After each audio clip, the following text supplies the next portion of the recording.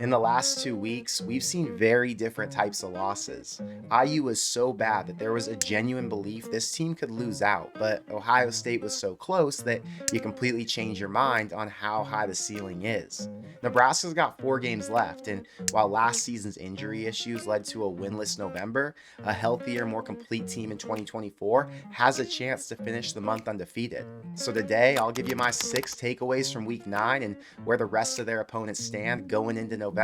But what's up, guys? I'm Connor Hayden, and this is Crazed. If you're a fan of Nebraska or the Big Ten, hit the subscribe button so you don't miss my UCLA game preview. And if you think this team locks up a bowl this week, hit the like button and help us get to 1,000.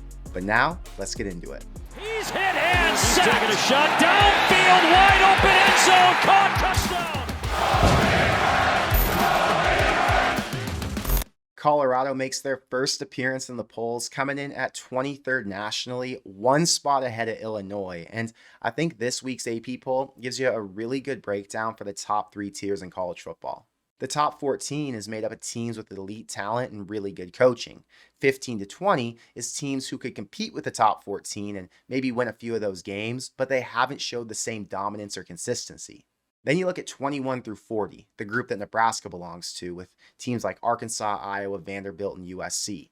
They're all good teams, but their flaws hold them back from staying ranked consistently, and playing games against other ranked teams usually exposes the issues that need to be addressed.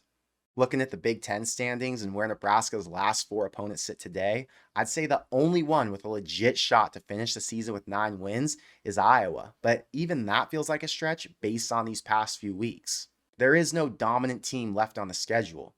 UCLA's in their first year with a head coach who's trying to bounce back from a brutal first half of the year. USC was supposed to be the most complete team, but they've dealt with a bunch of injuries and their offense only got worse as the season went on. They've got Washington, Nebraska, UCLA, and Notre Dame all still on the schedule, so they're going to be lucky to finish 2-2. Wisconsin's basically Nebraska. Same record, same year 2 coaching challenges. They are good enough to compete with most teams, but they look most impressive against inferior competition. And Iowa's the same thing they've always been. Good enough to win 8 or 9, but bad enough to lose to anybody on their schedule. FPI predicts Nebraska finishes 6-6 with a win over UCLA, but if Hull's the real deal at kicker, I think the floor's 7, and there's a realistic shot at 8, like we all hoped to begin with. I saw Steve Wiltfong put a crystal ball in for Chase Lofton, who's visiting this week. He's a 4-star tight end, the number 2 player in the state, and now that it looks like Carter Nelson's going to be more of a receiver, I'm sure he sees a role for himself in the offense. He committed to Florida State back in the summer, but their downfall has been so hard to watch that I think that's a big reason he's losing interest and probably doesn't want to go down there. If Rule does end up flipping him, Nebraska's going to land 7 of the top 8 players in the state, which we know is crucial since there's a lot of value in players who understand the culture and what the expectations are in Lincoln. Now let's get into what happened at Ohio State. And I know there were a lot of people pissed off, which I'll talk about too, but I really want to look at what we saw that gives us a reason to believe they can win going forward. So let's start with number 1. The defense is strong enough to keep them in every game, and this wasn't supposed to be news. We thought before the season started that the D would be elite against top-tier offenses, but in primetime moments, they've been average or really bad. Against Illinois, they gave up too many big plays, and they let them get to 31. At Indiana, they gave up 500 yards of offense, let up over 6 yards of carry, and let them score 56 points. I started to believe they were only good against really bad offenses, and Colorado. Ohio State stacked with talent, multiple 5-star receivers, 2 of the best running backs in the country, a championship-winning QB with a beastly O-line in front of him. In one of OSU's most important games since they're coming off a loss, their backs combined for 54 yards and no rushing TDs. Egbuka and Smith were both held to their lowest catches and yards this season. An offense that put up 35 on Iowa and 31 on Oregon was held to 21 points, even though it looked like they needed more to win that game. The offenses Nebraska faces going forward are nowhere near as talented or productive as the team they played on Saturday. So if we see similar performances going forward, 14 points is the most this D is going to give up. Number two is that Dowdell showed us why he's getting the most carries. There's been a lot of back and forth about whether or not Emmett Johnson should get more attention on offense since his yards per carry were higher against Big Ten teams, and that was a fair argument to make. Dowdell started hot, but against Purdue and Indiana, he was held to 37 yards and only 2.3 per carry. Against OSU, he had a few nice runs, and two of them were close to going for 30 plus. He finished with 14 carries for 60 yards, but more importantly, he looked as good as he did against Colorado. I don't know if there was an injury holding him back or if he just manned up and decided to run harder, but the ability to break the first tackle is what makes him such an appealing option. Number three is that officiating isn't getting fixed. They're just going to have to play through the bad calls. In today's presser, Rule is empathizing with refs and talking about how hard of a job it is to do right now, which I'm sure is true. There's no consistency across conferences, and the bad calls or no calls are just a part of the game, especially in the Big Ten. The conference issued a statement about the ball being spotted incorrectly before the half, but why does the acknowledgement matter? If you're not going to do anything to fix the issue, what's the point in issuing a statement? I saw a video on Twitter that showed every bad or missed call against Ohio State, which is crazy to watch and it'll piss you off, but it doesn't matter. It's clearly not changing this year, so play well enough that you can afford to get screwed and still win the game. If you really think it's that unfair, stop watching the games, because if enough people do, they're going to be forced to fix a broken system.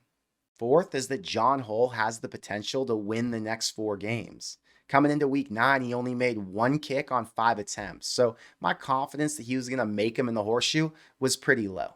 I saw a tweet before the game saying he was making them easily from 50 plus in warmups, so seeing Rule give him a chance on Saturday made sense. The first snap was pretty weak, but Buschini adjusted and Hull drained a 39-yarder. Then, with pressure before the half, he knocked one down from 54, and down 8 in the third quarter, he hit another from 47 while the goalpost flags blew in the wind. Making a field goal in a close game on the road is one thing, but making all three a try and putting one through from 50 plus was a bold statement. Hull not only earned the job that he was given because of an Alvano injury, he proved that he has what it takes to give Nebraska a chance in a 3-point game. I will say this though, there was no pressure for him against OSU because everybody in that stadium expected him to miss it. They were playing from behind and never had to kick to take the lead. So, although I was impressed with his day and I'm pumped to see what he does next, we still got to see if he can make one with the game on the line. Fifth is that Satterfield has to find a way to make the screen game more successful, because Rule mentioned in today's presser that the screens are what helps to open up the rest of the offense. The problem is, when a screen goes for negative yards or puts you in an and long situation, it completely kills a drive. You can complain all you want that Sat sucks or he needs to change his play calling, but that's not going to happen. They are who they are, and Rule's not going to evaluate that situation until after this season. 10 of Dillon's 21 completions were behind the line, and more often than not, they went for negative yards. I don't know what other receivers are better suited to block on the outside or what they can do to protect from taking a loss on those plays, but if Nebraska's going to throw 10 screens a game that go for a total of 10 yards, then it's going to be really hard to score more than 17 on anybody. I'm hoping Dowdell and Emmett running better this week gives Sat more confidence that they can run downhill more often, but these decisions are above my pay grade, so I just hope he doesn't keep doing that same shit that hasn't worked. And last at number 6 is that the wins and losses fall on Dylan Raiola. When you recruit a 5-star QB with the potential Dylan had, you build your offense around him. They call plays he should be able to make, and they give him opportunities that other QBs wouldn't get. There were 3 throws he made on Saturday that a guy like him should have made. The first one was to a wide open Jamal Banks that he overthrew, and it would have gone for a touchdown, but instead they had to settle for a field goal. The second was to Ja'Cory Barney in the end zone when the DB fell down in coverage, but they did make up for that a few plays later on that same drive. And the third was the interception that ended the game. 2 of those 3 throws could have changed the outcome on Saturday, but instead, just like in the Illinois game after the Lindenmeyer overthrow, it cost them the win. There were other big moments where Dylan came in clutch and ran the ball for first downs or put the offense in position to score, but he's the guy the coach is built around. He's the guy who got the keys to the offense as a true freshman, and he's the guy who's responsible for a win or a loss when your defense holds an opponent to only 21 points. I still love Dylan, and I love that this team's building around him, but his freshman mistakes are starting to show, and hopefully he's going to grow into an even better QB as he plays more games. I said I wasn't celebrating the close loss, but after watching him play so well against the top five team, it gave me so much more confidence for these last 4 weeks, especially since none of these teams they're going to play are anywhere near as talented as Ohio State. I'm never going to expect a coach to be able to win every game they play, but I do expect them to have a chance in every single one. So I'm okay with close losses like we saw on Saturday, as long as the team's competitive and they don't make it a regular thing. But I want to know what you think, so let me know in the comments below. Were you impressed with the way the D played on Saturday, or did you expect a strong bounce back after Indiana? Were you surprised to see Dylan run the ball more, or did you trust he'd use his legs when he needed to?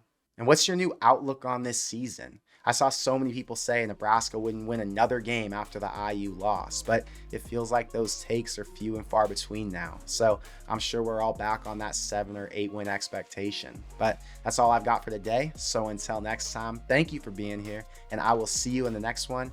Go Big Red.